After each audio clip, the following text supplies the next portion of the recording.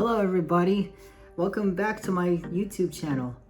Today I'm going to be doing something a little bit different. Other than reacting, I'm going to do a response video to someone by the name of I Am Your Alibi.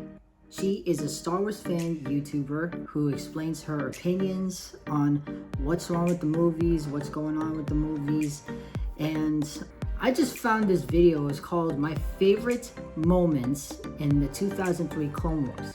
Before I begin, I would like to say that is my favorite version of the Clone Wars. I know that you guys are going to be like, why is it your favorite? Because it's decanonized. Well, guess what? I'm going to tell you everything what's wrong with the Clone Wars, and I'm going to be telling her my responses at the same time. The other video I found was her thoughts on The Last Jedi. Yes, you don't have to tell me what's wrong with The Last Jedi because I know what's wrong with The Last Jedi. If you want to check out these videos, it's in the description.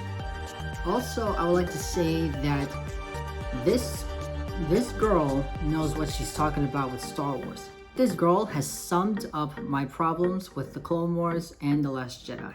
She is telling what's her favorite moments. My two favorite moments in the 2003 Clone Wars: Mace Windu using Wing Chun on the Battle Droid army, and when General Grievous first appears. I mean, the fact that he's in the shadows like Batman, it's unbelievable. You gotta check this out. You're gonna be scared to death with the moment that General Grievous appeared.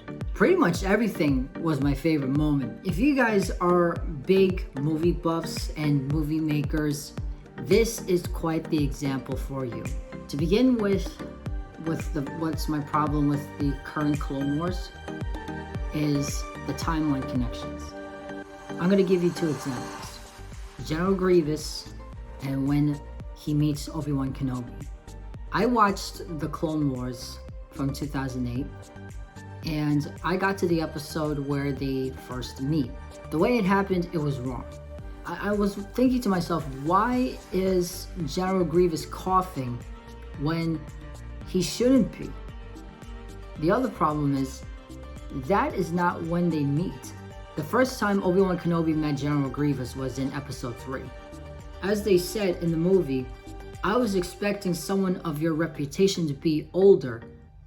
That was the first few lines to Obi-Wan Kenobi and Anakin Skywalker. And Anakin says, General Grievous, you're shorter than I expected. How do you explain that? The other problem with General Grievous, which is number 2, is he keeps running away from his battles.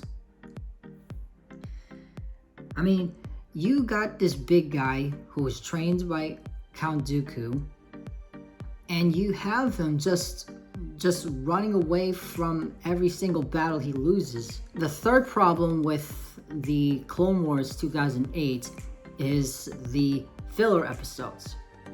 You know, Dave Filoni and George Lucas, they're trying to connect the dots, but they're kind of doing it wrong, especially with these filler episodes. Yes, filler episodes are a thing, but you can't beat the way Avatar did it because it's fun. And then when you try to do it with Clone Wars and Star Wars, it kind of throws you off with the timeline of the 6 movies. So you're going in a straight line of leading up to episode 3, and all of a sudden you are backfired. You get off this straight line and you're just focusing on another episode, which doesn't have anything to do with the 6 movies. My last problem is Ahsoka Tano. In comparison to Anakin Skywalker, the way he was, I wrote this comment in one of the videos I Am Your Alibi made. I wrote in the comments, in Clone Wars 2003, Anakin is being treated as an adult as he should be. And then with 2008 Clone Wars, he is given a harder time than in episode 3. When Dave Filoni and George Lucas did this Clone Wars, they were trying to maintain that feeling with episode 3. You can't recreate that. It's impossible.